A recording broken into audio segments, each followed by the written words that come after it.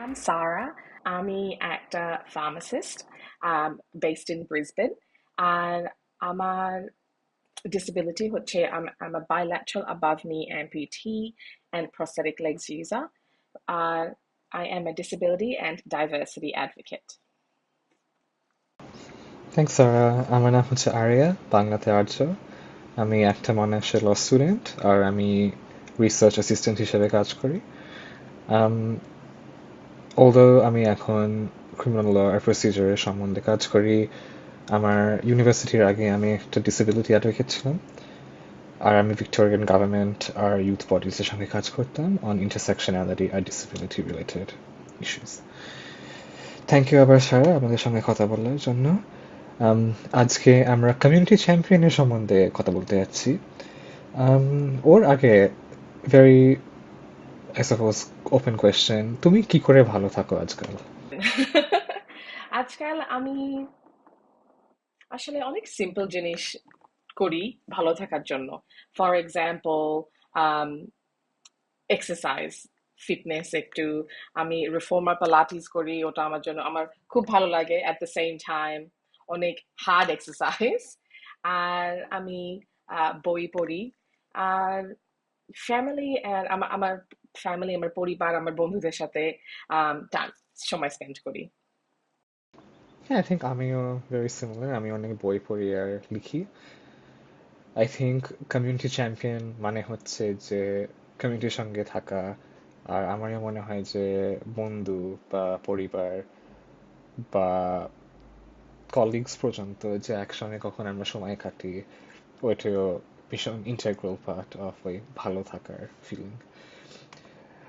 আচ্ছা স্যার, কখন আমরা ভালো থাকার সম্বন্ধে কথা বলি, একটা ভীষণ ইম্পর্টেন্ট জিনিস হচ্ছে এম্পাওয়ারমেন্ট, যে কখন আমরা ডিসেবিলিটি সম্বন্ধেও কথা বলি, কি করে আমরা আমাদের ডিসেবিলিটি গুলোকে নিয়ে এত কমফোর্টেবল বা প্রাইড ফিল করতে পারি। তোমার মাতে কি মনে হয় যে অন্যরা কি করে তোমাকে সাপোর্ট করতে পারে এই এম্পাওয়ারমেন্ট বা এই কমফর্ট ফিল করা? আমার মনে হয় এম্পাওয়ারমেন্ট হচ্ছে যখন আমি নিজের একটা আমার নিজের একটা চয়েস থাকে। আর কি হচ্ছে না হচ্ছে আমার জীবনে, আমার ওয়ার্ক লাইফে, আমার ফ্রেন্ডসদের মধ্যে, আমার বন্ধু বান্ধবীর মধ্যে, আমি নিজের আমার নিজের চয়েস আমি করতে পারছি।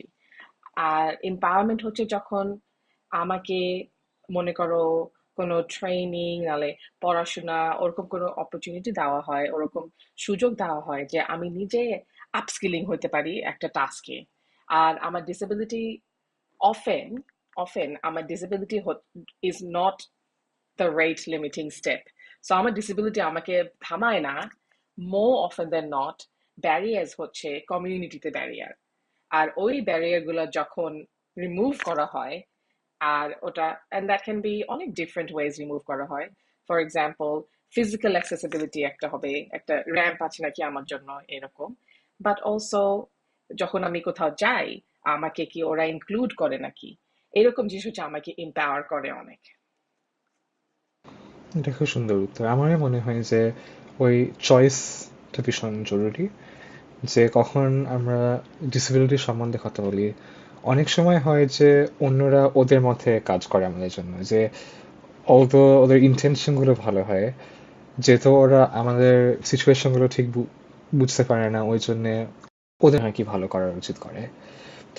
আমার মনে হয় যে কমিউনিটি এম্পাওয়ারমেন্ট সম্বন্ধে কথা বলতে হলে আবার ওই ডিসেবিলিটির ন্যারেটিভটা একটু পাল্টাতে হয়, যে ডিসেবিলিটি আবার হচ্ছে আমাদের ইম্পর্টেন্ট কিন্তু একটি পার্ট অফ আমাদের পার্সোনালিটি। আর আমার মনে হয় যে কখন এম্পাওয়ারমেন্টের সম্বন্ধে কথা বলছি, যে আমাদের কমিউনিটির মধ্যে থেকেও ওই সাপোর্টটা ভীষণ দরকারের।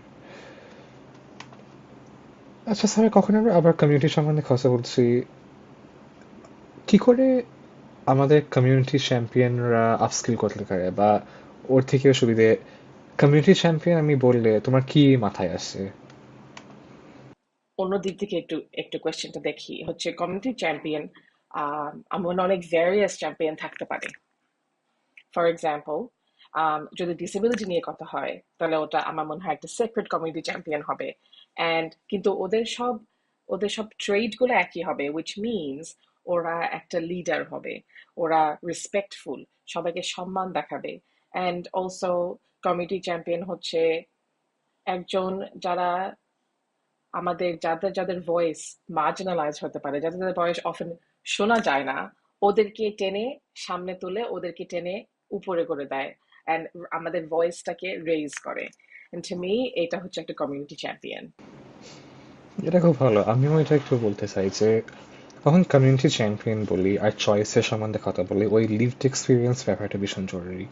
যে আমার মনে হয় যে কখন ডিসেবিলিটি সম্বন্ধে কথা বলা হয় স্পেশালি, যদি ডিসেবিলিটির এক্সপিরিয়েন্স বা অনুভব নেই, তাহলে ঠিক ওই অ্যাডভোকেসির পার্টটা ঠিক মানা যায় না। যে জীবনের গল্প নিয়ে যদি অ্যাডভোকেসি করা যায় ওই ইম্প্যাক্টটা বেশি। আর যেহেতু মনে হয় কখন কমিউনিটি চ্যাম্পিয়নের সম্বন্ধে কথা বলছি, ওই নিজেদের গল্প বা কমিউনিটির গল্পগুলো নিয়ে একসঙ্গে যদি একটা ক্যাম্পেইন বা একসঙ্গে যদি একটা সর্ট অফ অ্যাডভোকেসি অ্যাপ্রোচ করতে পারে, ওইটা হচ্ছে ভীষণ জরুরি যে আমাদের গল্পগুলো সবার গল্পের মধ্যে একসঙ্গে শেয়ার করা যায়।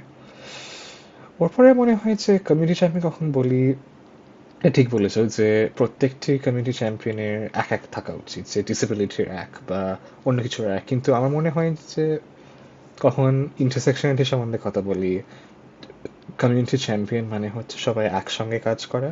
যে ইভেন ইফ একজন ডিসেবিলিটি অ্যাডভোকেট বা একজন হচ্ছে ম্যারেজ ইকুয়ালিটি অ্যাডভোকেট, সবাই একসঙ্গে কাজ করতে পারে, যে সবাই একসঙ্গে ওই ইন্টারসেকশনাল গল্পগুলোকে অ্যাডভোকেট করতে পারে। আচ্ছা, আবার স্যার শেষের দিকে তুমি কি কোনো স্কিল বিল্ডিং ইনিশিয়েটিভ বা কোনো লিডারশিপ প্রোগ্রাম থেকে ওই এম্পাওয়ারমেন্ট ইমপ্রুভ করতে পেরেছো? মোস্ট রিসেন্টলি আমি ডিরেক্টরশিপ রোলস শুরু করেছি অর্গানাইজেশনের সাথে, কারণ আমার মনে হয় হ্যাভিং ওই intersectional lens within organisations and মানুষ ডিসেবিলিটি ফ্রম ডাইভার্স ব্যাকগ্রাউন্ডস একটা লিডারশিপ রোলে যখন থাকে তখন একটা অর্গানাইজেশনের জন্য অনেক ভালো হয়। সো ওই বোর্ডটার রোলের জন্য আমি ভেরি খুবই খুশি হয়েছিলাম। আমি একটা স্কলারশিপ পেয়েছিলাম Australian institute of company directors AICD থেকে। আমি ডিরেক্টরশিপ কোর্স করেছি, আর ওটা অনেক আমাকে হেল্প করেছে এই রোলটার জন্য, leadership role and plus just governance and এরকম জিনিসের জন্য।